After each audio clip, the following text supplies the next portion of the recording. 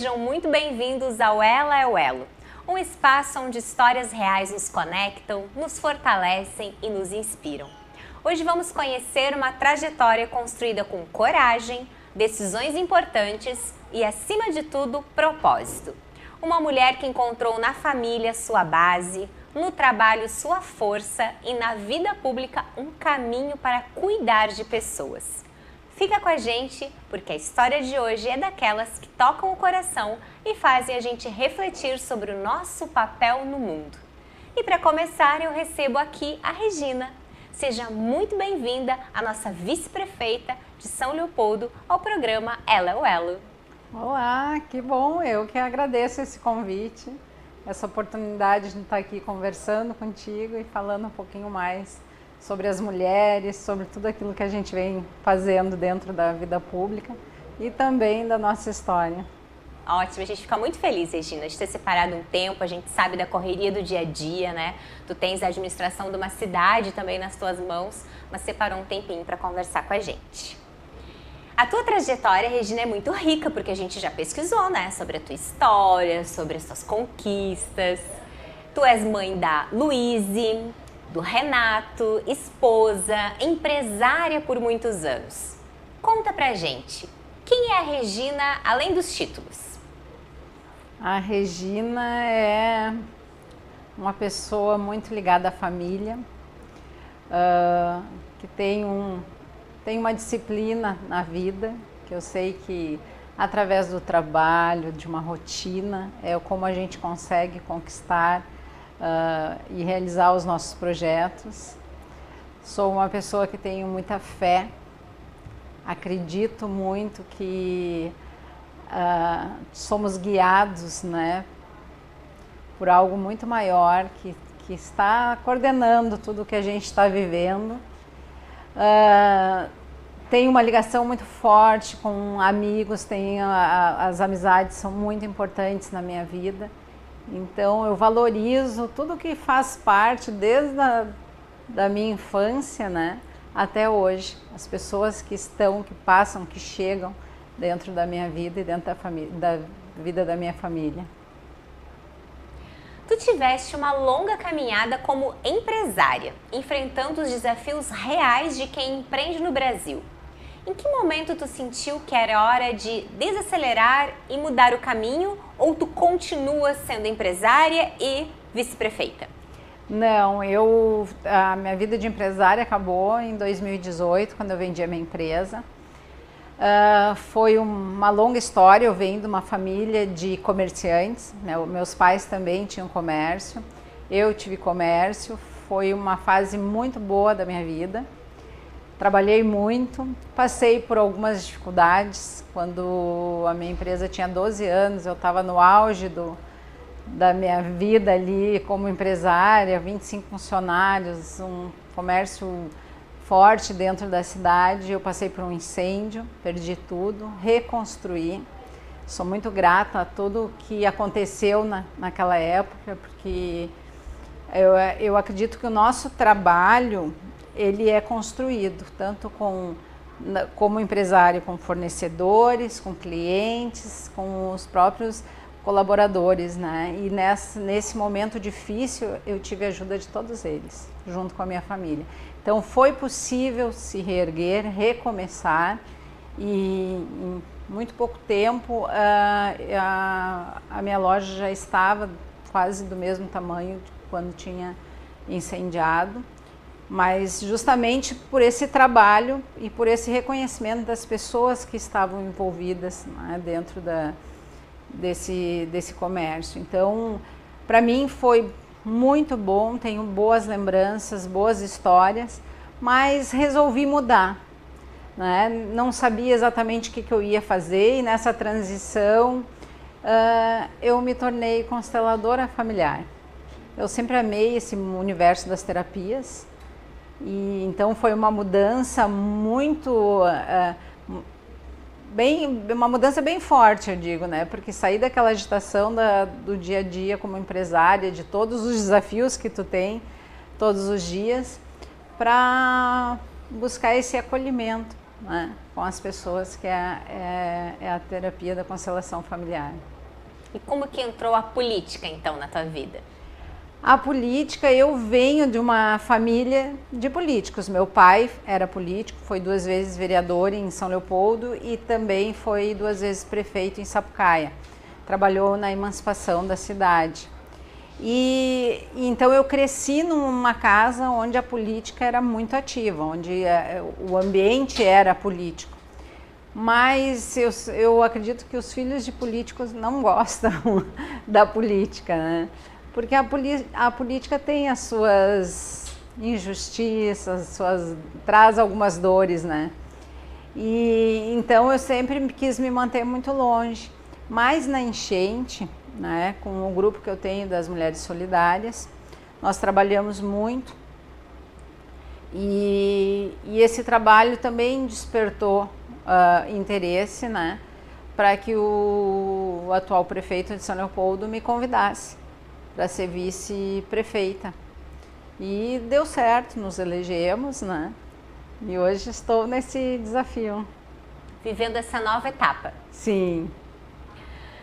E eu ia comentar, né, se tu já trouxesse isso, que tu vens de uma família com forte presença, né, na vida pública, e tu acredita, quando tu foi convidada para fazer parte, então, dessa gestão do município de São Leopoldo, que esta é uma vocação ou foi uma oportunidade?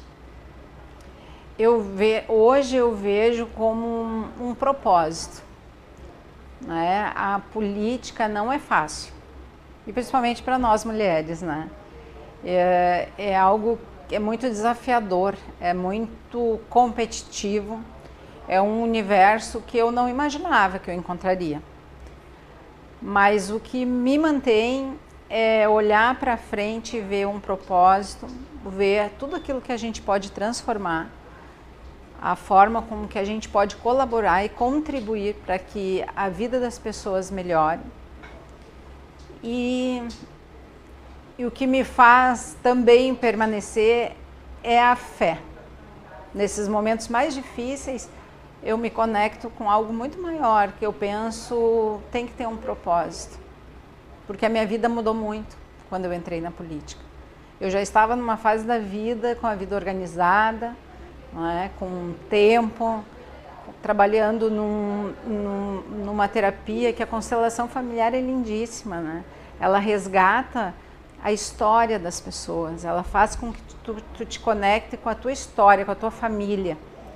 E apesar de todas as dores, dificuldades que as pessoas passaram, ela faz com que tu olhe para aquilo, deixe lá atrás, não é? Aquela dor, para que tu possa seguir em frente, porque às vezes as pessoas carregam a vida inteira aquelas dores e não conseguem ver tudo aquilo de bom que está acontecendo no presente. Focam na dor e acabam não vivendo os momentos felizes do presente. Então, quando tu consegue olhar para tudo isso com amor e dizer, ok, isso foi lá, mas a partir de hoje eu posso fazer diferente, posso fazer diferente com meus filhos, eu posso fazer diferente no meu trabalho, eu posso fazer diferente no meu relacionamento, tu consegue ampliar, né, para um horizonte onde existe 1000 possibilidades de amor, de prosperidade, onde tu olha realmente para aquilo que vai passando na tua frente e não presa às dores do passado. Então a constelação faz com que tu traga, que essa dor seja a tua força, né, e que tu valorize a tua história, que tu reconheça a importância de pai e mãe, que tu reconheça o teu papel como esposa ou como marido, e tenha essa hierarquia dentro da família, que é muito importante. Hoje em dia as pessoas acabam se perdendo um pouquinho, né? Então a constelação é uma terapia lindíssima. E eu estava vivendo esse momento muito bonito. Algo totalmente, né, diferente da vida de poder empresária, ajudar, né? De poder ajudar as pessoas a se conectarem com a sua história. E um trabalho que me dava liberdade de espaço. Eu não precisaria estar só em São Leopoldo para fazer esse trabalho. Então vem a política e faz essa bagunça toda. Mais uma mudança. Mais uma mudança, mas eu só entrei porque eu tive o apoio do meu marido, eu tive o apoio dos meus filhos e também permaneço porque eles continuam me apoiando, né? porque eles são a base. Eu sempre digo, eu preciso estar nesse cargo, mas a minha família tem que estar bem. Né? No momento que isso interfere, as coisas já ficam muito mais difíceis. Então, e eu acredito que estou conseguindo dar conta, né? Equilibrar todos esses papéis. Tudo isso, e porque eu sei dar valor a essas prioridades, né?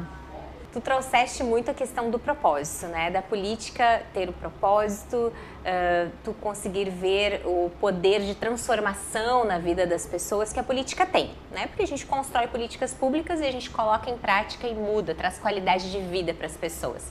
E tu teves uma experiência como secretária também do desenvolvimento econômico do município, é isso? Secretária de Desenvolvimento Econômico, Turístico e Tecnológico, era a secretaria. Foi uma grande experiência, deixei grandes projetos. Um deles foi o MEI nos Bairros, onde nós formamos diversas pessoas no ano de... Eu fui secretária de janeiro de 2025 até janeiro de 2026. E nesse um ano nós formamos 2 turmas, né, em cursos no MEI nos Bairros, que era esse programa que foi criado, onde as pessoas que, Bolsa Família ou mulheres que já estavam sem uma profissão, sem uma atividade, né, filhos criados, agora eu tenho tempo, no que eu posso trabalhar, nós formamos costureiras, panificadoras, no curso de corte e costura, eletricista e cuidador de idosos. Então, o MEI nos Bairros, ele levava essa formação aos bairros, com uma parceria que a gente teve com o Senac e o Senai, uma excelente parceria. Tivemos também, trabalhamos muito sobre o turismo de São Leopoldo. São Leopoldo é o berço da colonização alemã e isso estava esquecido, esse sentimento de pertencimento, as pessoas não tinham mais, então nós criamos diversos eventos na cidade. O Pet Day, que era um dia que era de adoção de animais, mas nós colocamos toda a economia solidária com bancas, trazíamos música, atração, para que as pessoas voltassem a ocupar os espaços públicos e também movimentassem a nossa economia. Teve um dos projetos que foi premiado agora como finalista pelo Sebrae, o Viva São Léo, porque em São Leopoldo nós temos a Rua Grande, que é uma rua muito antiga e que tem toda a história da cidade, do comércio, e uma rua que sofreu muito com a enchente e também com uma reforma, ela ficou muito tempo fechada. Isso prejudicou muito o comércio com essa reforma.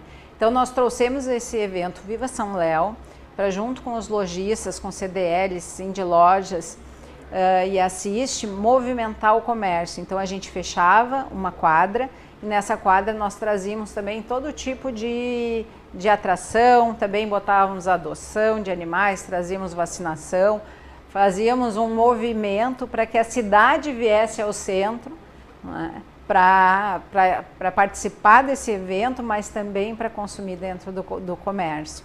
Então tivemos o Avança São Léo, vários programas que nós criamos dentro da secretaria para realmente movimentar o desenvolvimento, que é da onde vem o sustento depois para a educação, né? Para a saúde, para a segurança, né? Vem do desenvolvimento econômico da cidade. Então foi um trabalho bem intenso. Trabalhamos muitos finais de semana, porque criávamos eventos para agitar toda essa turma.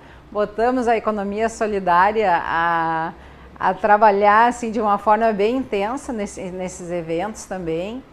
E uma ligação muito forte também com a indústria, né? Tivemos o CDTEC nas empresas, que uma vez por semana eu saía do gabinete e ia visitar uma empresa e mostrar para a cidade a história dessa empresa. Então foi um projeto muito bacana que aproximou a história das pessoas dessas empresas com a comunidade de São Leopoldo. Então foi uma experiência muito rica, né, que eu acredito que trouxe bons frutos para a cidade. A gente tem o Tecnocinos também em São Leopoldo, que é uma potência no polo de informática, então nós trabalhamos muito ligados também ao Tecnocinos, porque a inovação estava dentro da secretaria. foi uma grande experiência. Eu acredito que deixamos bons frutos.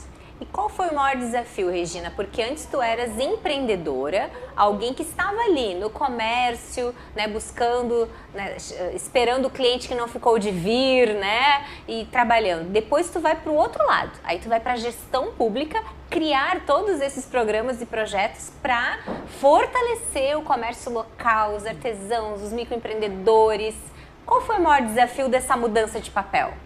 A mudança é o tempo que as coisas acontecem dentro do serviço público, né?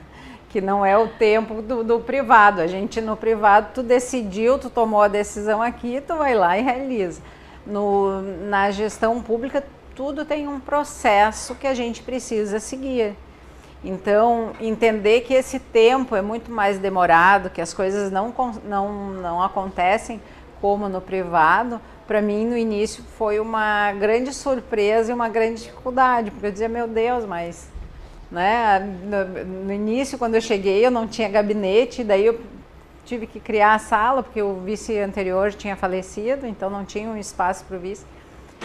Eu tinha que instalar os computadores, mas daí tinha que vir uma pessoa para instalar um fio, o outro que vinha instalar. Cada coisa acontecia Cada num coisa dia. Era um departamento que fazia. No serviço público, e eu dizia, pelo amor de Deus, não dá pra gente mesmo ir aqui e resolver isso, mas não dá, né? Então tu aprende que dentro do serviço público tu precisa seguir uma sequência ali, que às vezes é muito mais morosa, mas que também é uma proteção para todos os serviços, né? Então isso foi algo que no início eu dizia, mas como assim? Por que demora tanto, né?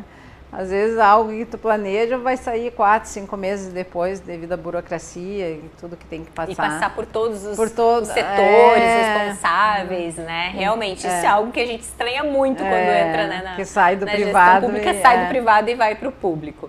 Tu trouxeste também essa questão dos desafios de ser uma mulher na política.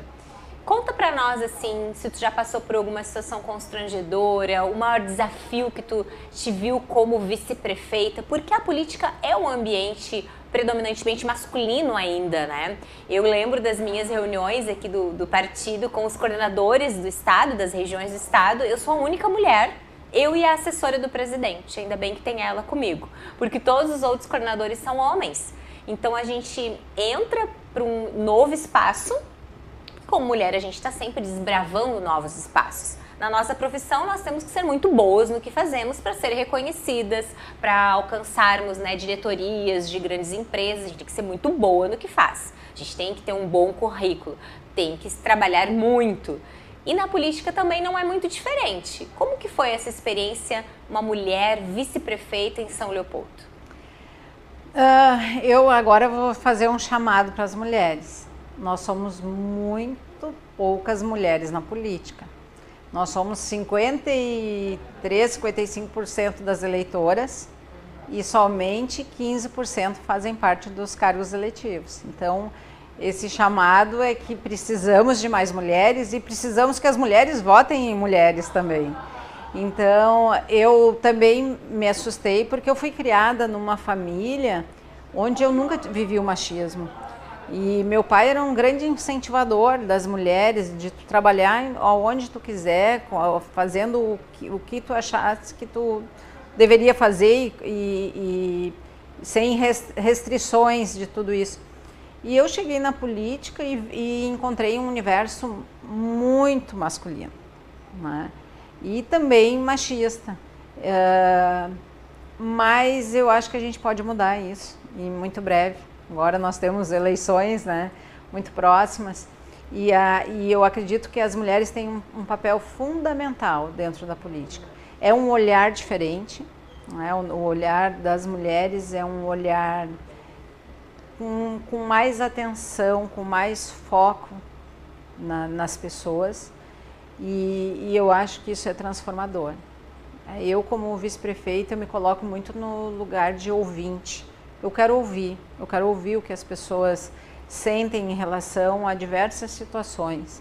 E agora, como eu não sou mais secretária e estou como só vice-prefeita, eu tenho feito esse trabalho de ir nas entidades, de ir nas empresas, de conversar com as pessoas para saber quais são as dores dessas pessoas, dessas famílias, de que forma o poder público pode atuar para que melhore realmente a vida de todos. Então eu acredito que a gente tem esse papel mesmo que cuida, né? que é um papel de uma mãe que protege, alimenta, cuida. A gente tem esse olhar diferente dos homens, que também é importante. Eu acredito que as duas partes são muito importantes dentro da política.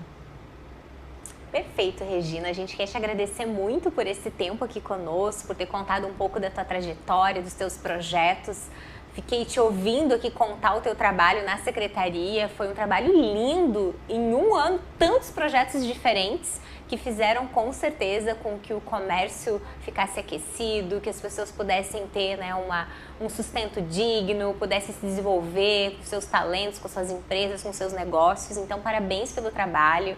Conta aqui com o nosso programa também para divulgar as tuas ações lá em São Leopoldo, para trazer novidades. A gente está sempre com as portas abertas e te desejar muito sucesso nesse caminho. Para nós, mulheres, é muito importante ter outras mulheres ocupando espaços de poder, porque a gente se sente representada, né? Eu sei que ali tem uma mãe, uma esposa, uma filha, uma amiga, alguém que tem as minhas dores, que conhece o meu dia a dia, que conhece os meus desafios, mas ela tá ali, ela tá ocupando aquele espaço, então ela pode ser a minha voz, ela pode me representar.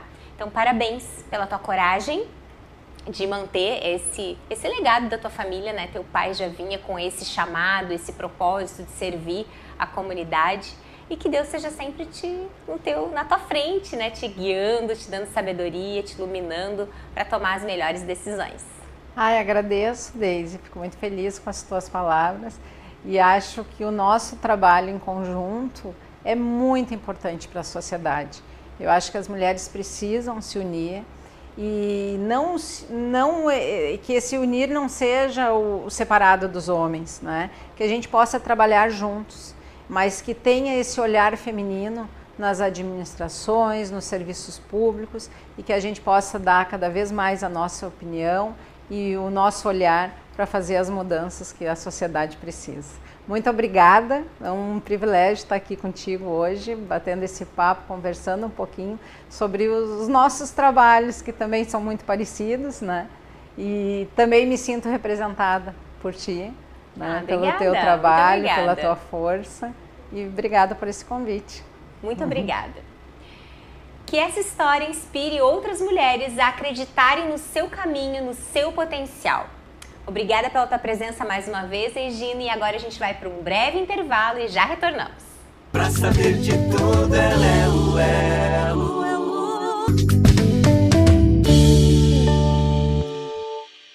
Estamos de volta com o Ela é o Elo. E neste segundo bloco, o nosso tema é histórias de superação. Porque por trás de toda a trajetória pública existem desafios, escolhas difíceis e momentos que exigem coragem para seguir em frente. E hoje eu recebo alguém que começou muito jovem na vida pública, enfrentou grandes responsabilidades e construiu uma trajetória marcada por desafios e recomeços. Seja muito bem-vindo, Maurício Zedrick. Obrigado, Deise. Um privilégio poder estar aqui construindo mais um elo dessa cadeia de solidariedade que tu tem mostrado através do programa, através do teu trabalho, da tua história de luta. E resultado disto é poder ver mais pessoas sendo atendidas. E é muito, muito legal a gente poder compartilhar as experiências, porque muitas das pessoas que estão nos assistindo vão se ver representados. E isso é talvez o motivo dessa inspiração, da superação que a gente tem encontrado. Ver que exemplos arrastam multidões. E é o que tu tem feito aqui, é um privilégio meu poder estar contigo. E o meu privilégio, né, de estar contigo, que tem uma carreira já longa, já teve muitos mandatos. Eu que estou iniciante, né, na política, iniciando, nem tive um mandato ainda, só de primeira-dama, como eu digo, que eu nem fui eleita. Eu estava ao lado do marido, né? Mas tem uma inconfidência aqui que eu quero fazer. A Deise, para nós, é uma grande promessa de transformação de uma nova forma de encontrar a política do Rio Grande do Sul.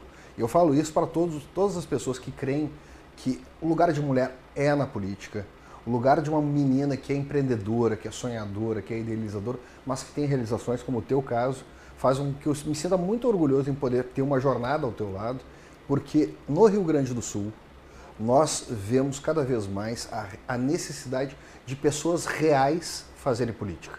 E reais são aquelas pessoas que conhecem as ruas, os bairros, a vida da dona de casa, a vida da empreendedora, a vida do empreendedor, a dificuldade que a gente encontra na segurança, na saúde. Isso tudo nos dá uma lição de entrega, de voluntariado, que eu me sinto muito representado em poder sonhar com uma pré-candidatura tua à deputação estadual, porque eu sei que no Parlamento Gaúcho a gente precisa de pessoas que saibam interpretar sentimentos e fazer com que isso se torne política de verdade. Mas hoje o papo é contigo, a gente quer conhecer a tua história. Maurício, quando a gente fala em superação, muitas vezes as pessoas enxergam só o resultado. Mas eu quero começar lá atrás. Tu entraste na política com apenas 19 anos, muito jovenzinho. Quais foram os maiores desafios que tu enfrentaste nesse início tão precoce? Eu entrei com 19 anos na política partidária, porque a política que eu fazia era política comunitária aqui em Porto Alegre. Eu tinha um grupo de colegas de escola que a gente tinha uma ação de voluntariado. Escolhia uma creche, levava doações, levava aquele material escolar. E uma dessas creches nos tocou muito, que é a creche da Tia Beth, ali na Bom Jesus. Era uma creche que as crianças ficavam no chão batido. O esgoto passava na frente da escolinha. E a gente via a violência, via aquilo, a falta de atenção, de cuidado, de carinho com aquela molecada.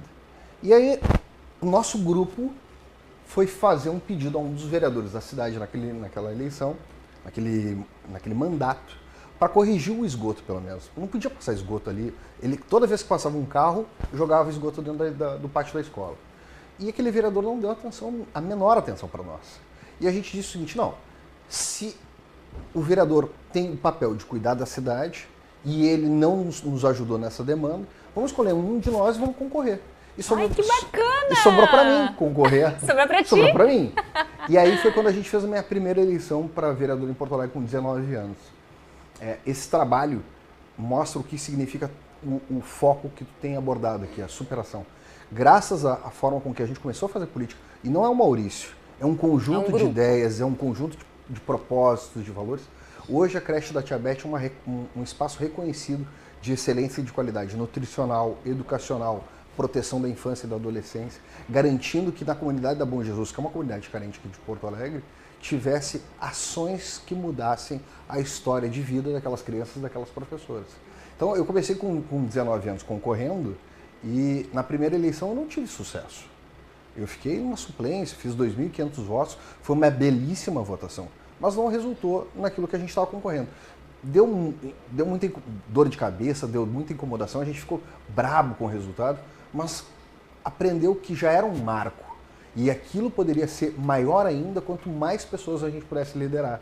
E foi quando nós nos elegemos vereador em Porto Alegre. Fui vereador de Porto Alegre, fui secretário de obras da capital, fui deputado federal, fui deputado estadual, fui secretário de Estado da micro e pequena empresa. Nessa carreira toda, o que eu vejo que aconteceu comigo e que acontece contigo é a oportunidade da gente ouvir e reunir propósitos de pessoas diferentes para alcançar um resultado melhor. Para cada uma que sonha com uma política efetiva e que traz vontade de voltar a fazer parte dela. E isso talvez seja a nossa grande pegada aqui. Transformar isso em ação. Partido político é importante para quem quer concorrer, mas as nossas principais formas de conduzir valores são através de temas, de propósitos, de missões que a gente lidera e que eu vejo tu liderando também. E o maior desafio sendo tão jovem? Vamos pensar que tem jovens que estão nos assistindo que querem ser vereadores, querem ser candidatos a deputado. Qual foi o maior desafio que tu já pode dar um conselho para esses jovens? É um desafio que é comum com quem é novo. E não é novo só de idade. É novo no cenário que incomoda o sistema que está em curso. Que é a desacredibilização, ser desacreditado. Dizer não vai ter chance. Não é teu espaço, não é teu de direito. Porque tem um status quo, tem um costume de quem está não querer abrir a mão. E quem está, e quando tem uma derrota, quando tem um espaço político que é perdido ou é assumido por outras ideias, se incomoda com isso. Então o fato de ser jovem, o fato de ser novo na política, jovem de idade, é a pessoa ser testada a todo momento. Será que tem capacidade mesmo de fazer? E eu digo para vocês, a Deise é uma nova candidata que o Rio Grande do Sul vai se surpreender de forma enormemente. Por quê? Porque eu te conheço, eu sei o teu potencial. Eu fui desacreditado por muitas vezes, mas a minha primeira eleição, Deise, quando eu me elegi vereador aqui, o questionamento que foi feito era uma repórter, não conhecia minha trajetória, porque não era realmente conhecido, e ela me questionou, tu te elegeu pelos jovens, né? Eu disse, não foi pelos jovens. Eu me elegi através dos trabalhos daquilo que eu tinha gratuitamente que podia oferecer, não tinha nada para dar, tinha muito pouco currículo de vida. A única coisa que eu tinha para dar... Tinha trabalho, né? Dar e vender carinho. Era carinho, que era gratuito. Então, minha eleição foi com grupos de terceira idade, clubes de mães, associações comunitárias. E isso me questionavam, será que teria condições de um jovem poder representar cada uma delas? E onde eu fui, eu levei todos aqueles que participaram junto dessa jornada, porque comigo foram vereadores, comigo foram deputados. Tu realmente foste representante desses grupos, levando as demandas, né, as necessidades daquelas comunidades. É isso que é ser vereador, ser um representante, né? Eu fui a voz deles como tu tem sido a voz hoje da população de Guaíba e amanhã da população do Rio Grande. Ser voz, se colocar à disposição de atender as pessoas, de ouvi-las. Talvez o mais importante da política é que hoje a gente tem visto muito político, muita celebridade, que fala aquilo que a gente quer ouvir num corte de vídeo, mas que por trás da câmera não representa nada daquilo. E nós somos pessoas reais, a gente sabe a dificuldade que tem conquistar uma vaga numa creche, arrumar um posto de trabalho, construir a oportunidade para uma empresa se instalar no município, no estado. A gente sabe como é essa luta. Quem está na frente de uma câmera, como tu está aqui, Deise, e te conhece, sabe que tu é a mesma pessoa. E isso traz a segurança que o cidadão, o eleitor precisa ter, dizer o seguinte, é o caminho para construir esse elo de resultado para uma nova política.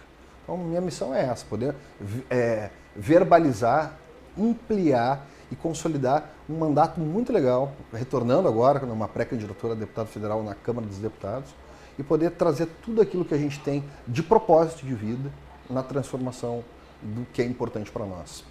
Perfeito. Ao longo da tua trajetória, tu assumiste cargos importantes muito cedo, como tu mesmo já citaste, secretário, gestor público. Teve algum momento de pressão ou dificuldade que realmente te marcou e te transformou como pessoa? Não, teve vários momentos. Eu te cito dois aqui. Quando nós lançamos o programa Gaúcho Microcrédito, um programa que foi construído com bases num prêmio Nobel de Economia, que é o Mohamed Yunus, e que a gente não sabia a viabilidade dele. Porque para muitos, o microcrédito é uma simples operação financeira. E para nós que entramos para dentro do programa, foi transformação de vida. Gente que com R$300 se emancipou financeiramente. Com a feirante que há 15 anos atrás vendia na Feira Modelo de Porto Alegre pão, bolo, cuca, e hoje fatura R$15 milhões em uma empresa que exporta granola para a Austrália e para os Estados Unidos. Uma mulher que foi vítima de agressão dentro de casa do marido, porque recolhia papelão em Santa Maria, e o marido ficou incomodado porque ela tinha que ser carinhosa, atenciosa com os porteiros, e cometeu uma violência familiar. E foi graças ao microcrédito que ela conseguiu se emancipar de uma relação abusiva e construir a sua empresa para dar aquilo que ela tinha de melhor, o tempo e a dedicação para o filho dela. Então, foi um período de muito aprendizado, de muito amadurecimento. E outro momento que para mim foi muito forte e foi posterior ao meu mandato de deputado federal, foi ter relembrado que hoje no Senado Federal está engavetado um dos projetos que eu fiz em conjunto com os médicos do Grupo Hospitalar Conceição, que é o Banco de Combate ao Câncer. Um banco muito legal que reúne, são milhares de tratamentos experimentais que estão em curso no Brasil. A burocracia para aprovar um tratamento, um protocolo, é muito grande. E pessoas deixam de ser protegidas, ter melhoria no atendimento, na recuperação, poder sair do hospital e fazer o tratamento em casa, até mesmo cura. E eu lembrei que esse projeto, quando a gente escreveu o Banco de Combate ao Câncer, eu não tinha tido impacto disso ainda na minha vida. Esse projeto está engavetado no Senado, mas em agosto passado, acompanhou isso, meu irmão foi diagnosticado com câncer de tireoide. E ele é médico de formação, mesmo sendo médico, conhecendo todos os protocolos, ele se desestruturou. Um guri jovem, um filho de 4 anos, com sonhos todos em curso, e se desestabilizou toda a minha família. E o tratamento do câncer é um tratamento que precisa, primeiro, nós termos segurança em casa que vai dar certo, ter fé. Ter fé, com ter certeza. Fé. E, segundo, ter acesso a todo tipo de possibilidade de acesso à cura, a protocolo, que possa trazer resultado. E hoje não está tendo. Então, eu tenho como propósito de voltar para Brasília, fazer com que o Banco de Combate ao Câncer vire lei e que todo brasileiro, toda família que hoje está nos assistindo, está desestruturada pelo câncer, está com um paciente, conhece um amigo, tem carinho por alguém que passa por esse momento, que possa ter pelo menos um resultado próximo e que ofereça benefícios de cura, de melhoria, para que a gente possa salvar vidas. Então esse é o meu propósito pessoal. Agora são tantos propósitos. Eu tenho um propósito junto com a Deise que é poder fazer com que as mulheres participem mais da política, que a juventude ingresse nas missões que a gente tem. É um avivamento político que a gente está produzindo, que tudo tem sido muito da minha fonte inspiracional. Sabe? Pelo carinho, pela responsabilidade. É mãe de família, foi primeira-dama do município, foi empreendedora, é empreendedora, trabalha feito uma louca, distribuindo fazendo mil coisas ao mesmo tempo. Realidade. E isso é inspiração, sabe por quê? Porque essa é a vontade que a gente tem de mudar o Rio Grande. Com certeza, com certeza. Tu também levantaste pautas muito sensíveis, como o combate à pedofilia. Lidar com temas tão duros exige um preparo emocional. Como tu enfrentaste esse lado mais pesado da atuação pública? Isso é uma pergunta muito, muito oportuna, Deise, porque recentemente teve um caso na Vila União, em São Paulo. Minha esposa compartilhou comigo, eu depois busquei a Renata Abreu, que é a nossa presidente nacional do Podemos, de um grupo de adolescentes, já reincidentes nisso, uma comunidade carente da Vila União, que abusou sexualmente de uma criança de 8 anos, 10 anos, filmaram e colocaram nas redes sociais. E estragou meu fim de semana aquilo de uma forma tão grande que eu por muitas vezes me vi pensando, me vi incomodado com aquilo, porque o nosso papel é querer mudar. O nosso papel primeiro é ficar tomado pela raiva. Isto não pode acontecer. Precisa dessa indignação, né? Até para que a gente possa agir, Nossa força. E eu fiz questão de gravar um vídeo compartilhando isso. Eu sou autor do projeto que criou o cadastro de pedófilos aqui no Rio Grande do Sul. Te deu um protagonismo que até então não era visto aos conselheiros tutelares, a todos os atores que combatem a pedofilia. Mas eu fiz o vídeo e comecei fazendo a minha confissão, que eu pedi muito, quero pedir perdão a Deus por tudo que eu desejei para aqueles jovens. Porque aquilo ali eram monstros. O que eles fizeram com aquelas crianças foi uma verdadeira cena de horror, uma arquitetura do crime. E não podem ser tratados como jovens. Então, em Brasília, há 9 meses foi aprovado, com emenda minha, inclusive, o Cadastro Nacional de Pedófilos, que também, por uma discussão do governo federal com o Conselho Nacional de Justiça, ainda não está acontecendo. Mas o modelo que nós sonhávamos é um modelo muito parecido com os Estados Unidos. Tu abre o aplicativo, coloca o nome da tua rua e na região deverá aparecer todas as pessoas que têm condenação, transitado em julgado para casos de pedofilia, de abuso sexual e de exploração sexual. Só que nos Estados Unidos, além de colocarem a foto, colocam o carro que o indivíduo usa, o telefone, o endereço, quais são os lugares que são vedados a ele participar, como praças, parques, regiões próximas de escola, porque lugar de pedófilo é na cadeia, para mim. Para não dizer mais, não querer avançar mais sobre isso. O mínimo, o lugar do pedófilo é na cadeia. Quem comete uma violência sexual não cria muitas vezes uma cicatriz de pele, mas cria uma cicatriz na alma, não corrige mais.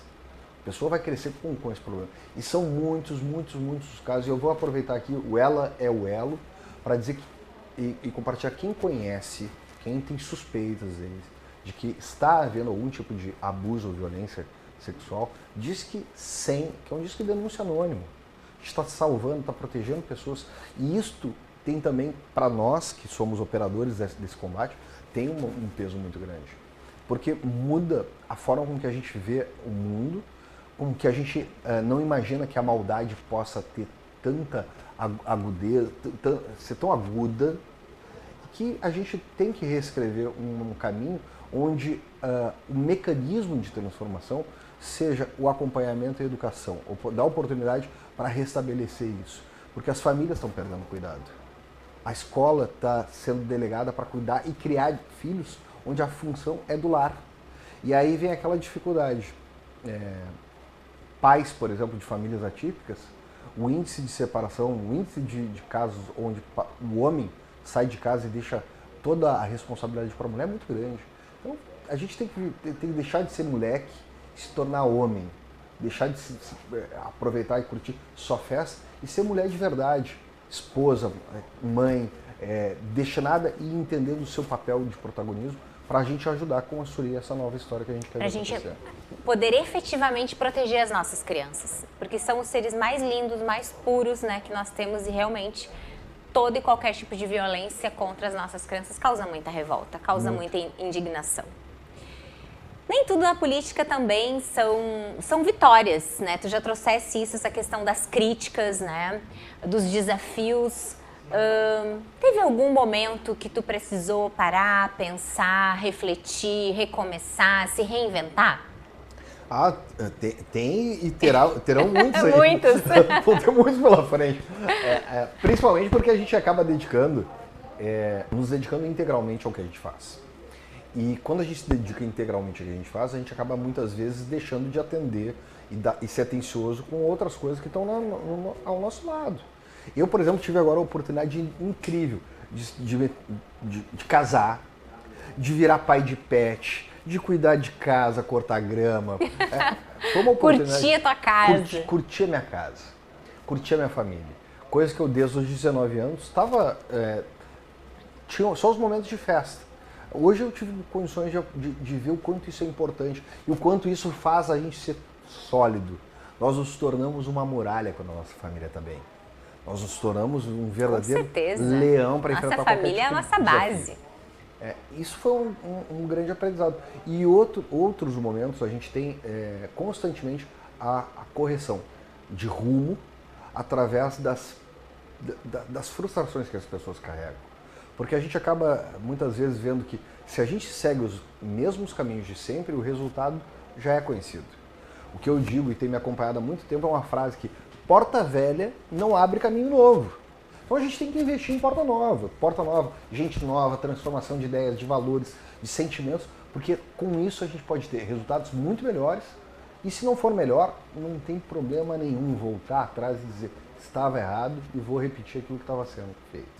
Então eu vejo isso, eu sou esperançoso, sou um otimista por natureza de que vai dar certo e a transformação e a realização de sonhos, como eu tenho visto tu fazer aqui. Ela é o Elo, é um palco de superação também para muitas pessoas que têm medo de estar na frente da TV, têm medo de colocar um microfone e dar o seu testemunho, mas quando falam, nos encantam, nos dão a oportunidade de conhecer esses novos caminhos e ver que a superação está em acreditar, em perseverar. E isso tem sido a nossa grande... Tu já falou um pouquinho sobre essa questão desse novo momento, né? Novamente como pré-candidato a deputado federal, agora nas eleições de 2026. E o que tem te movido? Porque também tu trouxe agora que curtiu, né? Um tempo fora, então, do mandato, com a tua família, com a tua esposa, com a Deia. Beijo pra Deia, que é maravilhosa. Mas o que tá te movendo, então? Até para quem está em casa, o que move alguém a deixar a sua família, deixar a sua profissão, deixar talvez a sua paz, sua área de conforto, a sua zona de conforto, para entrar num desafio, colocar o seu nome à disposição novamente e enfrentar essa luta? Propósito. Eu não aceito que os nossos sonhos, os nossos projetos, as nossas missões não sejam respeitados.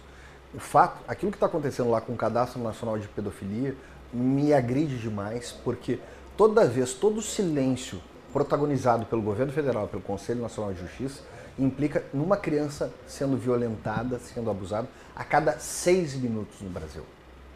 Nós somos um dos lugares no mundo que tem a maior produção de conteúdo pedófilo do planeta. há muitos indícios, não só na Dark Web, no Discord, em redes sociais, de aliciamento de crianças para a exposição das suas imagens para adultos, para homens, pastores, professores, médicos, desembargadores, como foi recentemente o caso de Minas Gerais, que consomem esse material, que são os verdadeiros monstros na vida dessas crianças. E eu não vou me calar com isso, gente. Meu propósito é, em Brasília, fazer com que a efetividade desse projeto seja plena, que coloque no seu devido lugar. E é triste a gente reconhecer isso, mas como advogado e como a advogada que tu sabe muito bem que muitas vezes as nossas leis do sistema brasileiro não são tão eficazes quanto as leis do crime, por exemplo. Que na cadeia esse tipo de crime não é aceito. Então, eu rogo para que cada pedófilo esteja na cadeia, que pague sua pena vivo, sofrendo as consequências do seu crime. E esse propósito é um propósito que eu tenho, voltar a Brasília para isso. E o propósito que chocou e que, graças a Deus, foi superado pela minha família, que é essa questão do câncer. Eu quero saber a quem interessa ter tanta burocracia para a gente disponibilizar acesso a pessoas que estão enfermas, que estão muitas vezes num leito de hospital. Por que não pode acessar protocolo que pode melhorar a vida delas? São milhares de projetos que estão em estudo. A gente recentemente viu aquela cientista brasileira que já tem a oportunidade de ter curado 6 pessoas que estavam paraplégicas, voltar a andar. Isso são méritos que a gente precisa honrar.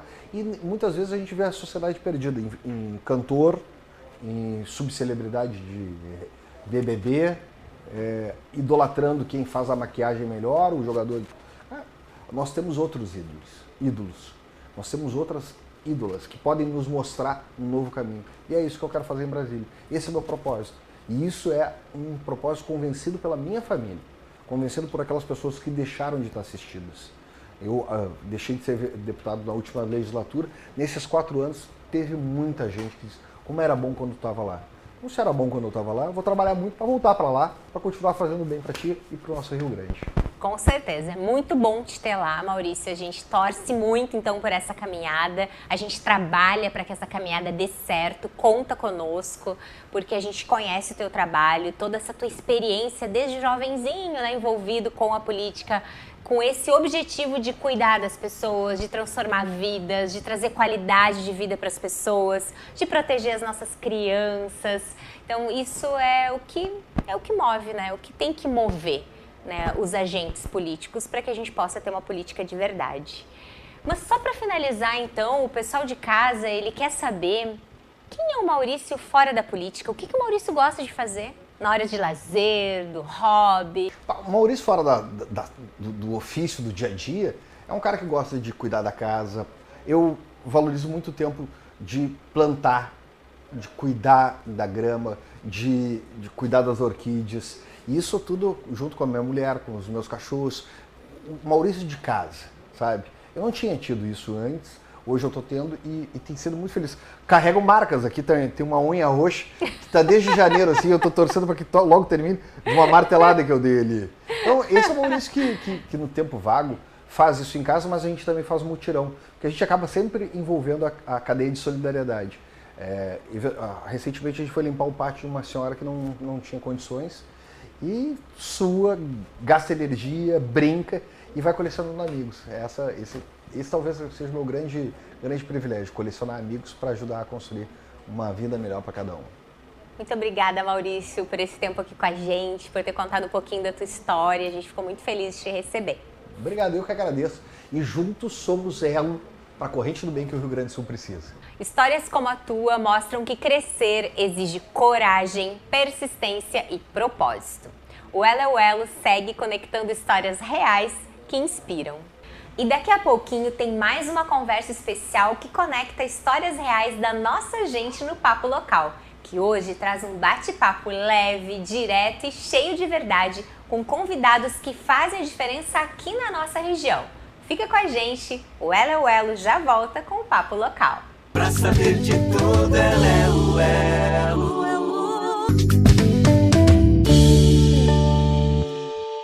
Olá pessoal, hoje o nosso papo local é em Porto Alegre, mas com o vereador de Pelotas, o vereador Cauê. Seja muito bem-vindo, vereador. Obrigado, Deise, é um prazer estar aqui conversando com teus eleitores, teus amigos, teus seguidores. É um prazer mesmo estar do teu lado. Coisa boa.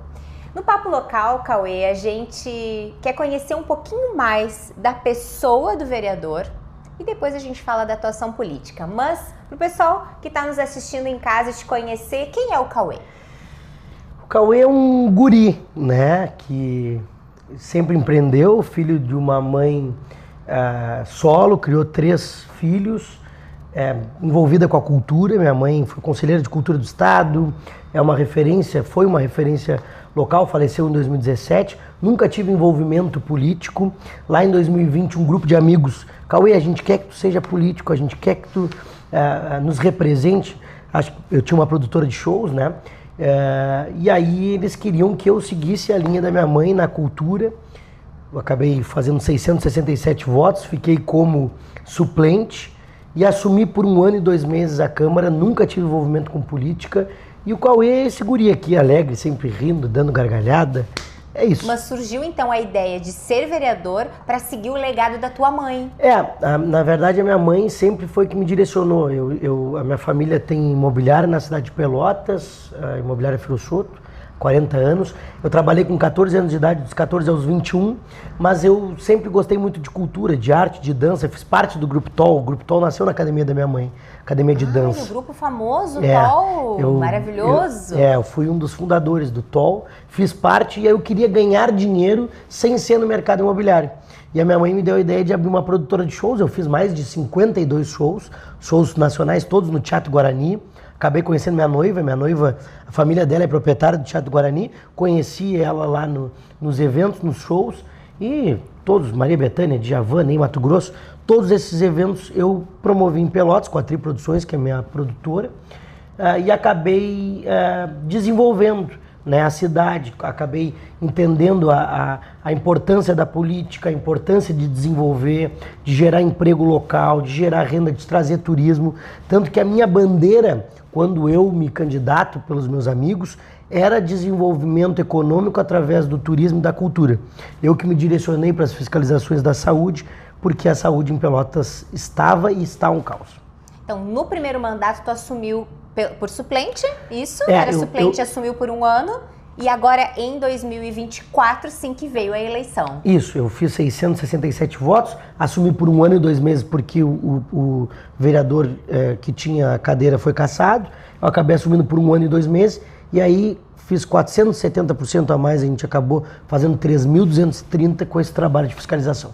Gente, 3.330 votos, é muito voto, Cauê, que bacana, mas isso também é resultado de muito trabalho. De muito trabalho. Na verdade, eu abri mão da minha vida aí. A minha noiva, acabei conversando com ela e falando, olha, eu tenho um caminho que é ajudar as pessoas de Pelotas. Então, eu comecei a trabalhar de manhã, de tarde, de noite, de madrugada. Comecei a fazer fiscalizações de madrugada no pronto-socorro, nas UBSs, atendendo a população, né? Pelotas, quando eu assumi a Câmara, tinha 34 mil pessoas na fila do SUS, hoje tem 110 mil, Deise. 110 mil pessoas. Eu digo que a nossa cidade é uma cidade doente, porque tem 110 mil pessoas.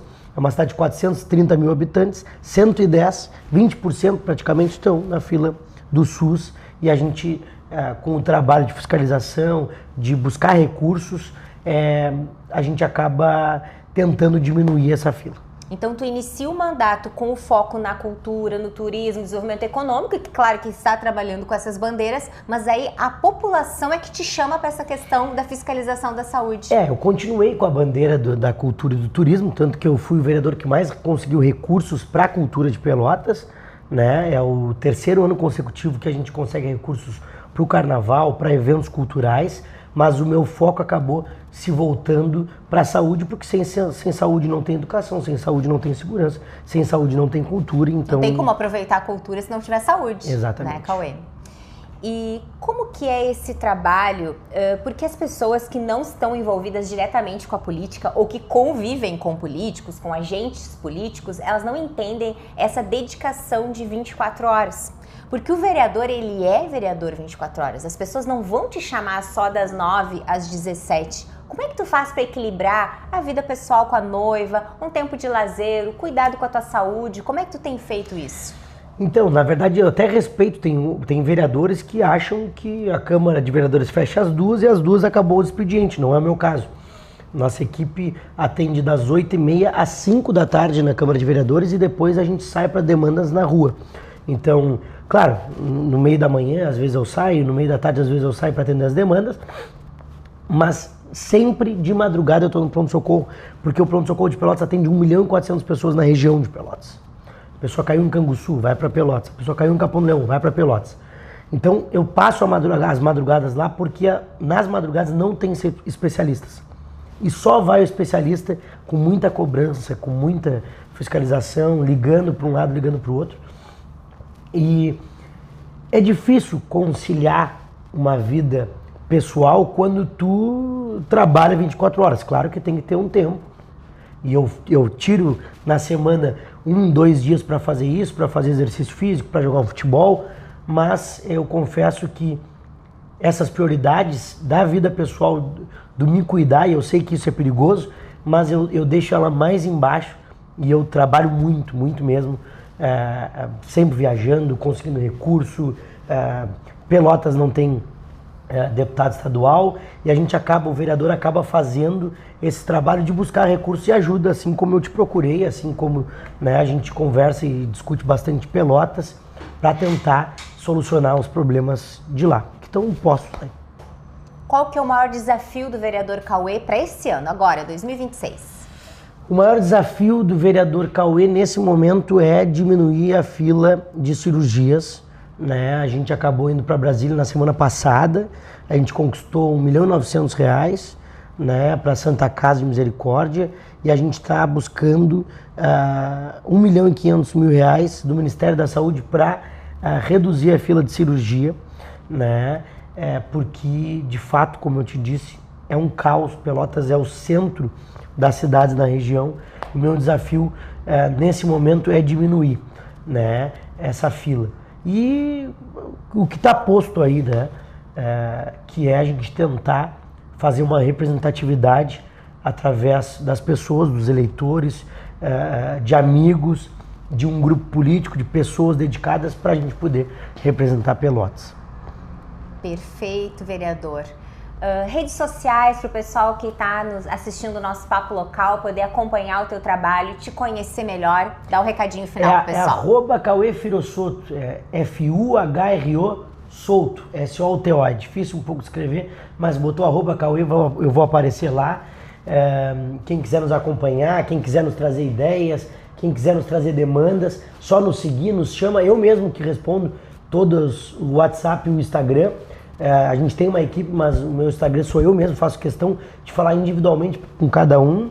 Às vezes a gente demora um pouquinho, porque são muitas pessoas, mas eu mesmo que respondo com áudio, só nos chamar que a gente está à disposição para ir te encontrar, para discutir de política e para conversar sobre tudo.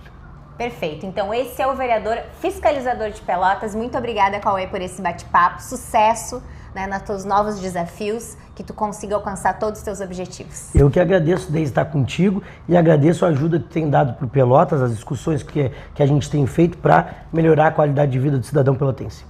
A gente volta para o estúdio então e segue com o programa no nosso estúdio. Beijo no coração. E a gente volta deste Papo Local que trouxe mais uma história cheia de verdade, conexão e inspiração para todos nós. É sempre muito bom ver como a nossa comunidade é rica em pessoas que fazem a diferença, cada uma do seu jeito, mas todas com o mesmo propósito, transformar realidades. E o Elo é o Elo segue conectando histórias que tocam, ensinam e mostram que juntos somos mais fortes. E assim a gente chega ao final de mais um Elo é o Elo, hoje com histórias fortes, reais e cheias de propósito, que mostram o quanto a união e a empatia podem transformar momentos difíceis em esperança. Eu espero que esse programa tenha tocado o teu coração, assim como tocou o meu. E se você perdeu algum trecho ou quer rever esse episódio com mais calma, fica tranquilo. O Elo é o Elo tem reprise aos sábados, ao meio-dia. E você também pode assistir quando quiser lá no YouTube do Porto Alegre 24 Horas e no meu canal Daisy Maranata. Obrigada pela tua companhia, por estar com a gente e por fazer parte dessa corrente do bem. Um beijo no teu coração e até o próximo Elo é o Elo.